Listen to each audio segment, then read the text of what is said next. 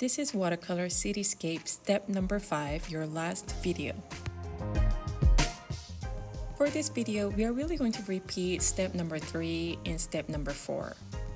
For our last layer, I'm going to sketch the Congress Bridge with bats flying out.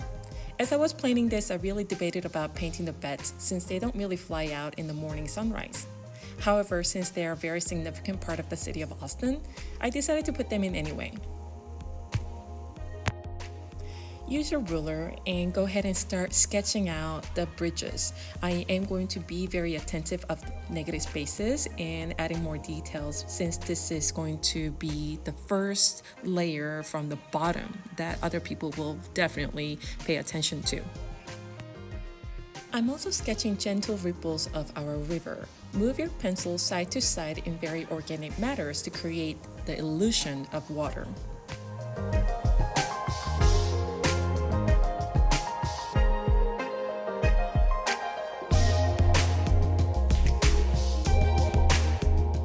Onto the painting. Because this is a very detailed work, I'm not really using wet on wet technique.